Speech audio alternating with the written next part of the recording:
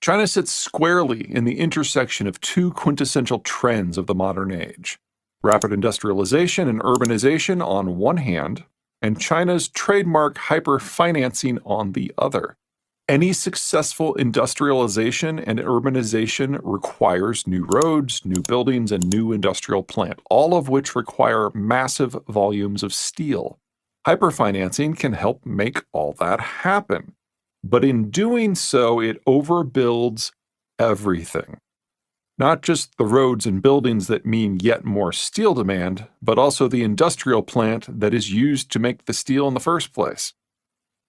China's industrialization push has proven so huge and so fast and so overfinanced that China isn't simply the world's largest producer of steel.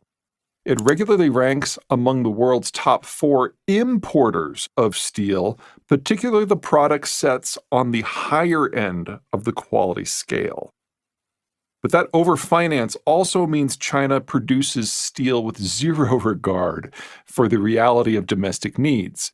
And so China is also the world's largest steel exporter, particularly steel product sets on the lower end of the quality scale.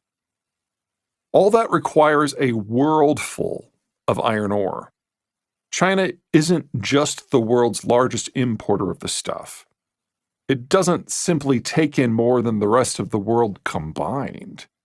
China imports more than the rest of the world combined times 3. China is the global iron ore market. As to production, Australia exports half of global iron ore volumes, with Brazil exporting half the remainder. Unsurprisingly, China gobbles up nearly all these southern hemispheric powers' exports, as well as additional big chunks from Russia, India, and South Africa. Nor is China the only country that uses steel. It is just the only country where the economics of steel are so fundamentally out of whack. Most everyone else uses iron ore produced a bit closer to home, or in many cases at home. Their balances are rounded out by the very big business of steel recycling. Roughly 1% of buildings in the advanced world are torn down every year, and every scrap of steel used to reinforce them is melted down, reforged, and given a second life, or third, or 18th. This duality between the ravenousness of China and the rather placid pace of steelwork everywhere else makes the forecast rather straightforward.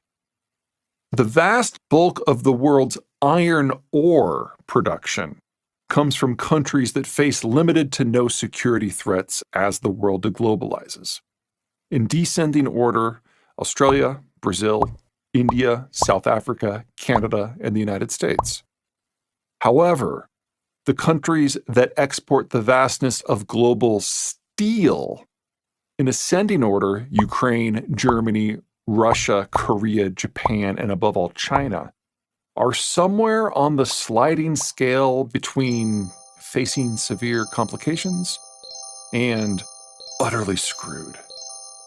The world is going to have massive shortages of steel at the same time that the supplies of the raw material to make that steel will overflow.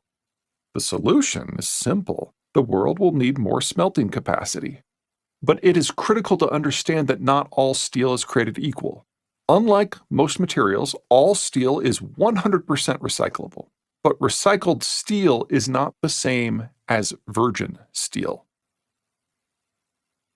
For the duration of the order, that unprecedented, brief, but above all vital moment in human history, all these materials and so many, many more have been made available in a largely free and fair global market.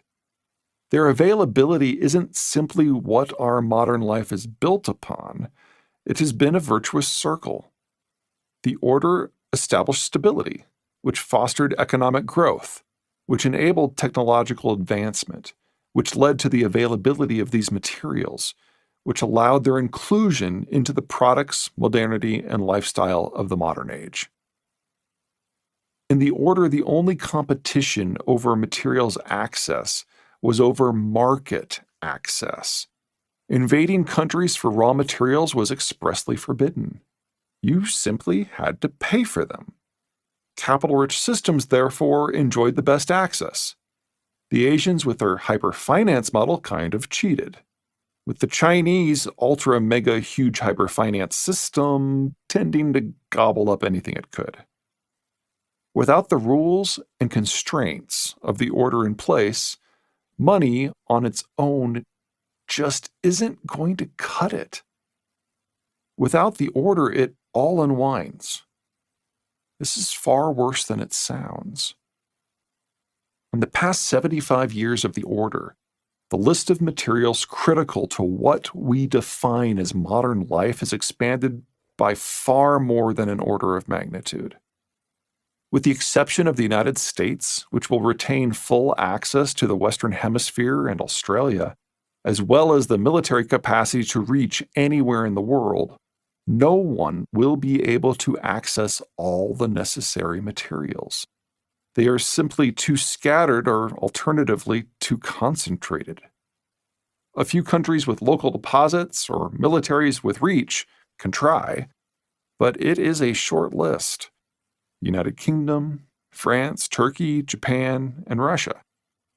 For the rest, there's a very real risk of reverting not simply to the economic and technological levels that pervaded before 1939, but to before the Industrial Revolution itself. If you lack the industrial inputs, you cannot achieve industrial outcomes. Smuggling of ores, processed materials, and/or finished products will, out of necessity, become a booming business. Central to this devolution, once again, is American disinterest.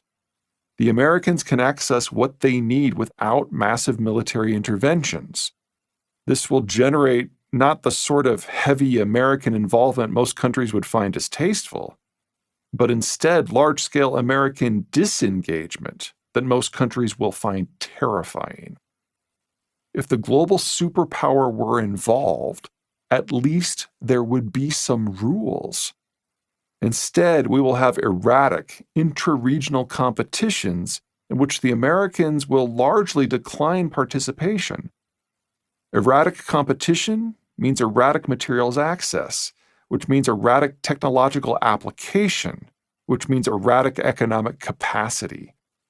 We are perfectly capable of having increased competition and warfare while also experiencing dramatic economic and technological declines.